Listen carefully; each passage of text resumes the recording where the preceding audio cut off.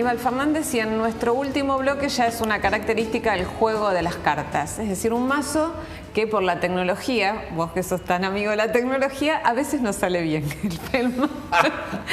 Nosotros no. El mazo empieza a mezclarse y aparece un personaje de la política y me dirás qué opinas de ese personaje. ¿Quién es? No veo.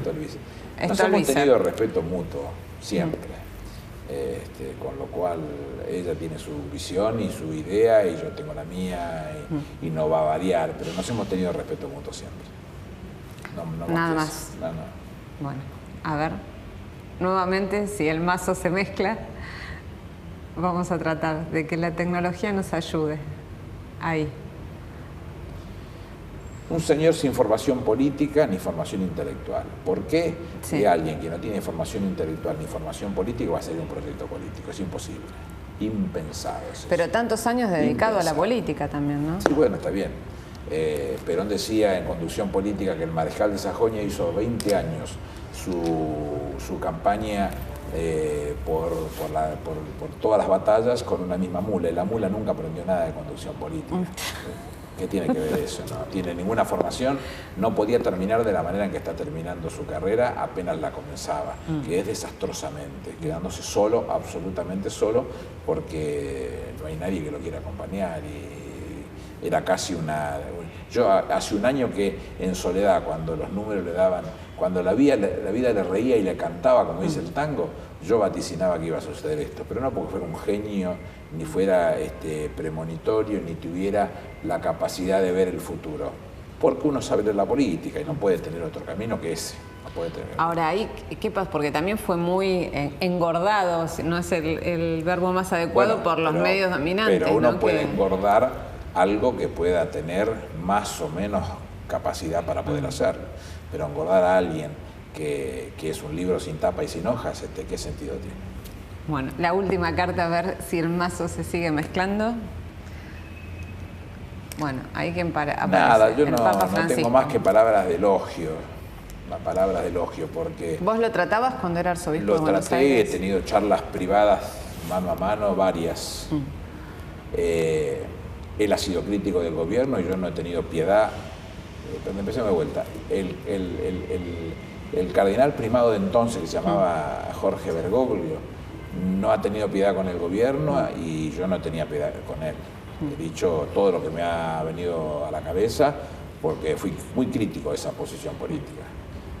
Hoy le cabe otra responsabilidad y me parece que el hombre ha estado a la altura de sus circunstancias y que a esa responsabilidad que le han otorgado, cuando se anima a plantarse ante Siria, cuando se anima a plantarle a Estados Unidos que debían de terminar de una vez por todas con el bloqueo Cuba, cuando va a Kosovo, cuando discute que debe haber un Estado palestino, cuando se le planta al presidente turco, me parece que a mí como argentino me hace hinchar un poquito el pecho. Digo, bueno, he discutido con un señor que se llamaba de la misma manera Una política chiquita de los argentinos, en la que le tocó jugar en la cancha grande, sigue siendo,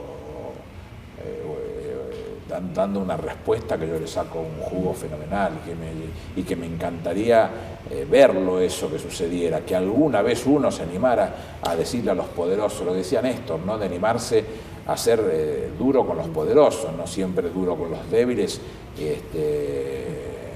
sí, débil con los poderosos, hacerse duro con los poderosos, y se les ha plantado a los más grandes en el mundo, es decir, oponerse a la situación que vive Ucrania, o lo que está sucediendo en Kiev en este momento. Es decir, creo que son demasiadas cosas que es muy importante que se viera en el mundo, porque alguna vez alguien iba a tener en la cabeza cosas más importantes que le importan al mundo. Entonces a mí me llena de orgullos. Te hago una última fuera de las cartas, pero que antes se me había pasado. Uno de los primeros apoyos que vos tuviste públicos así de tu precandidatura fue la de Eve de Bonafini, ¿no? Que siempre Eve dijo, Aníbal es mi candidato en la provincia.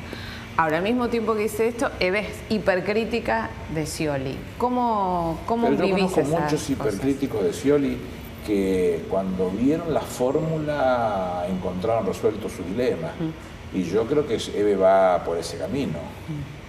Pero no porque algunos pretenden ponerlo a Carlos en una fea situación del comisario político de Scioli, sino porque en el complemento, en esa sumatoria, en la diversidad donde uno aprecia la posición política, porque ahí me hubiese gustado ser mosquito para conocer esa charla entre Cristina y Scioli para ver qué han acordado en políticas públicas de lo grande, digamos, que le hace bien a los argentinos, y eso es pisar los callos a los poderosos. Entonces, si esa discusión se salda cuando se ve que el cuadro más importante que tiene el Frente para la Victoria está en la fórmula y que va a acompañar las decisiones políticas que se vienen, me parece que muchos que tenían sus preconceptos por distintas razones, yo no los tenía, pero por distintas razones, hoy empiezan a quitárselos esos preconceptos y armar la fórmula como la fórmula misma y apreciar que se puede seguir por ese mismo camino sabiendo que no puede haber vulnerables, que no puede haber pobres, que nuestros viejos tienen que cobrar su movilidad jubilatoria, que la asignación universal por hijo tiene que tener una movilidad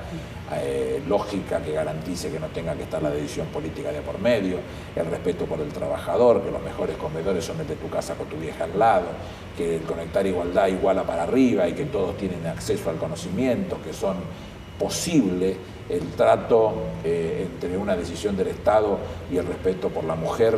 Federico Engels decía hace 150 años, el último esclavo en liberarse será la mujer, y es la verdad de lo que está sucediendo, que nos animamos a discutir la política de género, que nos animamos a discutir que la mujer no puede ser víctima de la violencia dentro del hogar o de cualquier forma, ni sea física, ni psicológica, ni sexual, ni económica, ni laboral, que antes eso parecía ser como una lógica. Hace poco Mirta Legrand dijo, en su programa le preguntó a una chica que había sido víctima qué había hecho eso y yo, que he sido crítico, hipercrítico de Mirta Legrand, en esto le pongo banca. ¿Y por qué le pongo banca a ella? Porque está bien lo que dijo, no, es una barbaridad lo que dijo, pero esa es la formación patriarcal a la que ella pertenece. No la tomemos a ella como el ejemplo de lo que no debe suceder. La generación a la que ella pertenece, entre la que está mi madre, es la que piensa de esa manera. Los educaron para pensar de esa manera. Porque la batalla cultural la ganamos nosotros. Porque hoy nadie que esté en sus cabales puede aceptar que de ninguna manera exista un daño psicológico en ningún lugar, ni psicológico, ni físico, ni sexual, ni de ninguna manera, porque estamos todos preparados para combatirlo. Y de acá a un tiempo vista, eso será un mal recuerdo y nada más. Cuando yo era chico, nosotros jugábamos con la gomera y practicábamos puntería con los pajaritos. ¿Qué me hace eso hoy? Eso? No. Esa prédica cultural ha ganado, ha triunfado. Bueno, si Mirta Legrand pensaba de esa manera, o mi madre pensaba de esa manera porque la formación patriarcal a la que fue sometida la imponía en esa posición, hoy el triunfo entonces de una discusión bien fuerte dada desde el primer momento tiene que culminar en el tiempo más corto posible en que no haya violencia intrahogareña, que no exista situaciones de esa característica, que no haya abusos, que no haya golpes, que no haya nada de esas cosas y que las cosas se deriven en el ámbito que corresponda. No significa que la gente no se separe. No se lleva bien, bueno, listo, el viejo tome cada uno para su lugar y arregle las cosas de la mejor manera, pero nunca con la violencia de ninguna característica. Creo que estamos entonces en demasiadas políticas públicas que hacen claro cómo se tiene que pensar. Cuando nosotros vemos a Cristina con uñas y dientes defender el dinero de los argentinos que nos se ha robado por los buitres, no está haciendo algo para su beneficio, está diciéndole que es un esfuerzo de muchos años, que les hemos pagado 92.4% de deuda que no contrajimos, que nos queremos reinsertar en el mundo hablando en serio, con estatura, y no tenemos que comer el desaguisado de un juez que responde lisa y llanamente a un fondo buitre. Bueno, eso tenemos que decirlo con todas las letras para que queden claro que nadie de nuestro sector político vuelve atrás con esta posición. El frente conservador que tenemos enfrente, acumulado por Macri y compañía, lo dice cada vez que tiene oportunidad, bueno, porque forman parte de su idea, es la visión que tienen, volver a las privatizaciones, que haya pocos ricos, muchos pobres, es su visión, ¿no? La suya, yo no la comparto y voy a trabajar denodadamente para que nuestra fórmula triunfe y defienda los intereses de todos, como lo hizo hasta este momento. Bueno, si ganas en la interna de la provincia de Buenos Aires, vas a hacer el debate. Te voy a recibir el 10 de diciembre. No, pero yo te propongo otra cosa. Te propongo otra cosa antes. Que hagas el debate con los otros precandidatos, candidatos ya en ese momento en QM Noticias. Sí, ¿por qué no? Bueno, dale. te tomo el compromiso. ¿Cómo no? Bueno, muchas gracias, Aníbal Fernández, jefe de gabinete y precandidato a gobernador por la provincia de Buenos Aires. Hasta la semana que viene.